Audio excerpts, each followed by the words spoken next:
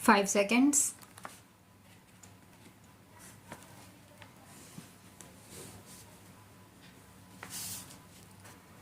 Sir, I now come to the more important part of this bill, which is the heart of the bill, the core of the bill.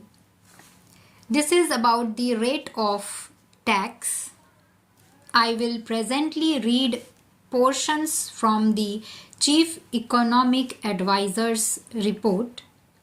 The heart of this bill is what the tax will be. It is not a matter between the Union Finance Minister and the State Finance Ministers.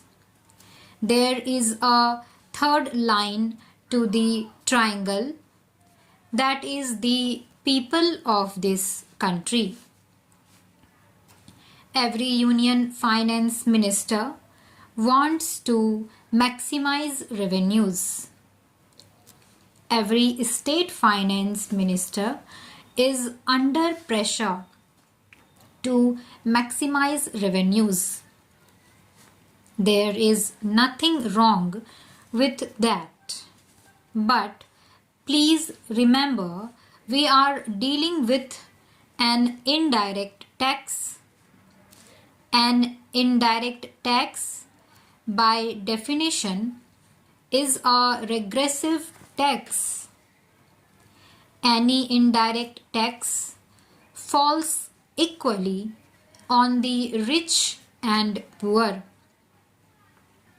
If you buy a soft drink bottle, whether a rich buys it or a poor man buys it, he pays the same excise duty on the soft drink bottle. That is why, world over, indirect taxes, being regressive in nature, the trend is to keep them as low as possible. I am sure many members have read the Chief Economic Advisor's report. If not, I would urge you to please read it. The cover tells the story. In high-income countries, the average GST rate is 16.8%. In emerging market economies like India, the average is 14.1%. So, world over 190 countries have one form or the other of GST. It is between 14.1% and 16.8%. The idea is, being an indirect tax, it should be kept as low as possible. The taxes that fall more on the rich and less on the poor are income tax and corporate tax. Those are the taxes consistent with other goals which the country may have. Those are the taxes which must be of principal sources of revenue. In fact, for many years in this country, there is a complete tax distortion. The collection from indirect taxes is larger than the collection from direct taxes. I think we crossed the line sometime in the year 2006 or 2007. Maybe in 2008 we crossed the line when the collection from direct taxes overtook the collection from indirect taxes, and that remain so even today in our country. In fact, the collection from direct taxes should far outweigh the collection from indirect taxes.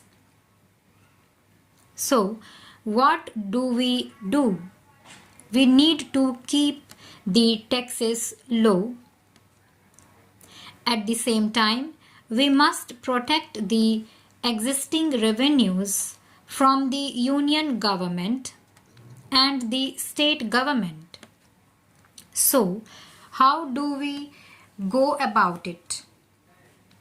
We go about it by discovering what is called a revenue neutral rate.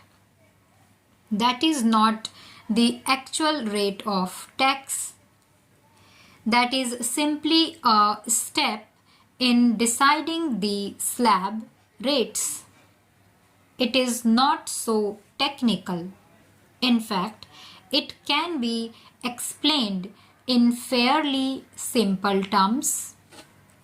You derive an RNR, and then from that RNR you work out the slab rates. Today, please remember, over 80% of excise duties are between 12 and 14%. Over 56% of VAT is in the range of about 13-14%. So, on an average, 70% of the goods have a tax incidence of about 13-14%. Between there are huge tax losses because of an inefficient collection machinery, and a large number of goods escape taxes. They are neither captured by the union, captured by the states, etc. The GST is supposed to be a more efficient tax. If the union captures it, it cannot escape state tax. If the state captures it, it cannot escape union tax. Therefore, it is more efficient, and because it is non-cascading, more people will comply with it. Because it is a self-audit method, a chain of transactions, it is very difficult to escape the tax.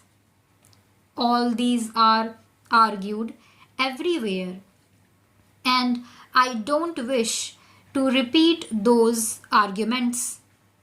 Now, the chief economic advisor of the government, working with experts including state government representatives, arrived at an RNR of 15 to 15.5 and then suggested that the standard rate should be 18.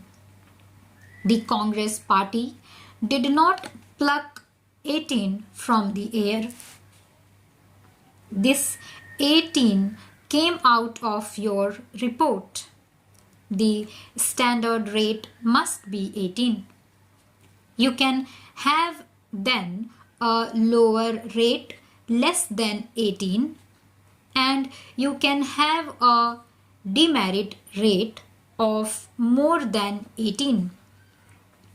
But the standard rate, the rate that will apply to most groups and most services, must be 18.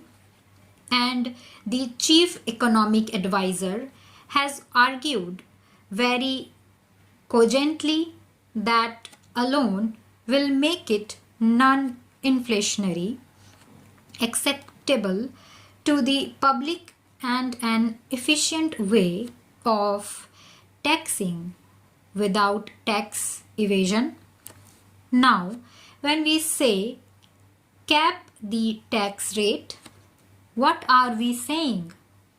We are saying that this rate should not be changed by the whim of the executive. Today, excise duties are changed by the whim of the executive. 3 days ago, they reduced the price of petrol and diesel. 3 days later, they increased